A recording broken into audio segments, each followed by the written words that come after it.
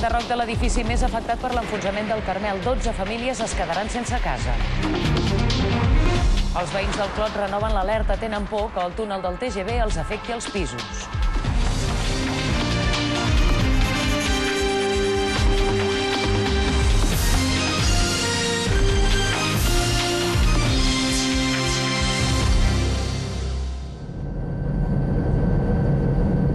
Són imatges aèries del barri del Carmel de Barcelona de fa una estona. A quarts d'una ha començat l'enderroc de l'edifici més afectat, el que es va decidir tirar a terra ahir a la tarda, després que els tècnics coincidissin que no es podia salvar. Els 27 veïns del número 10 del passatge Calafell seran reallotjats en pisos del Patronat Municipal de l'Habitatge al mateix barri del Carmel, al carrer Llobregós.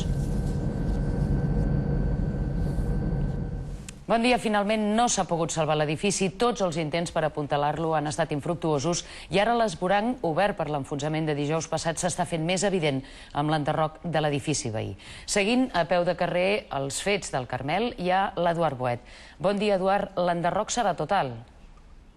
En efecte, bon dia. L'enderroc és total. El que passa és que hauríem d'explicar que és un enderroc que es fa d'una forma especial, és a dir, molt lentament, de manera que els veïns puguin recuperar al màxim les pertinences. No les podran recuperar entrant a l'edifici, com heu dit molt bé, sinó que haurà de ser un cop la runa aquesta sigui transportada probablement amb una deixalleria aquí a Horta.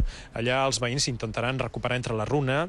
Els especialistes ja tenen un cert domini d'aquesta tècnica, sobretot a l'hora d'anar enderrocant parets amb trossos ben grans, de manera que, per exemple, quadros, efectes molt personals puguin ser fàcilment localitzables entre la runa. En qualsevol cas, avui és un dia trist aquí al Carmel, com ja ho està sent aquests últims dies, però avui especialment hem vist alguna llàgrima entre els veïns, sobretot alguns dels afectats, directament afectats, alguns dels veïns que feia 30 anys que vivien aquí, en aquest edifici que ha estat enderrocat ja totalment. De fet, jo crec que cap a mitja tarda es calcula que la fisonomia que tindrà aquest barri serà molt diferent de com era fa encara no uns dies. Aquests veïns van ser desallotjats dimarts passat i avui han vingut alguns, els que han estat potser més valents, a veure com queia part d'aquest edifici on han estat vivint.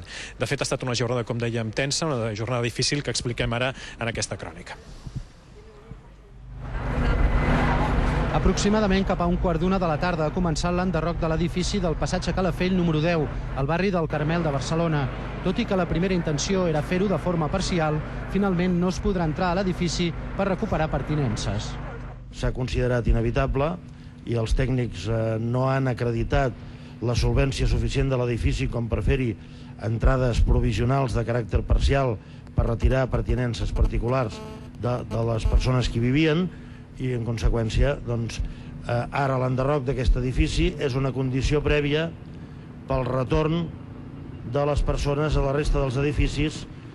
Alguns dels 27 veïns afectats per l'enderroc han anat avui fins a la zona acordonada abans que casa seva anés a terra.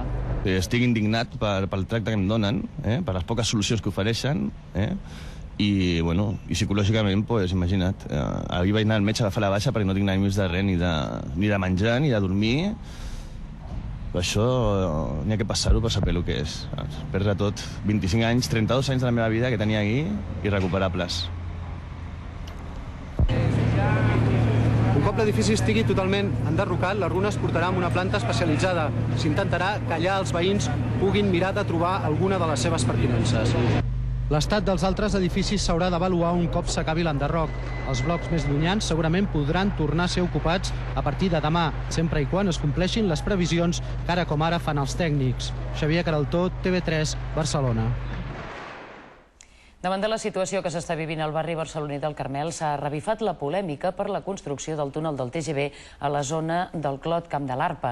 Dies enrere ja els informàvem de les protestes i reivindicacions veïnals per la poca profunditat a què es preveu que passi el túnel i la por que tenen els veïns que això afecti la seguretat de les seves vivendes. Ara, les pancartes i les crítiques s'han multiplicat. El cas del Carmel ha renovat l'alerta dels veïns del Clot Camp de l'Arpa. Aquest matí han penjat més pancartes en què demanen que s'extremi la seguretat en la construcció del túnel del tren de gran velocitat, el TGV. Volen que el túnel que anirà pel carrer Mallorca passi a 20 metres de fondària quan arribi al d'Espronceda, abans d'entrar a la Sagrera, i que, si cal, aquesta estació baixi de cota. El projecte actual preveu que hi arribi a 3 metres sota terra. Els veïns creuen que com més profunditat, més seguretat i menys vibracions futures, i prenen com a exemple la Sagrada Família, on es va decidir desviar el túnel pel carrer València per evitar problemes. La nostra casa no és com la Sagrada Família, però és la inversió més gran que han fet a la nostra vida i no volem cap tipus de risc. Per tant, nosaltres admetem que no es desviï com s'ha fet a la Sagrada Família, però que hi hagi mesures i que es donin profunditat suficient per evitar aquestes vibracions. I ja està. Per tant, som sagrats com la Sagrada Família. Ahir la Generalitat va anunciar que revisaria aquest projecte, però els veïns no volen promeses, sinó fets. I per això han demanat entrevistes amb el conseller d'Obres Públiques i el primer tinent d'alcalde de l'Ajuntament de Barcelona, a qui reclamaran que s'inverteixi el que calgui per garantir la seguretat.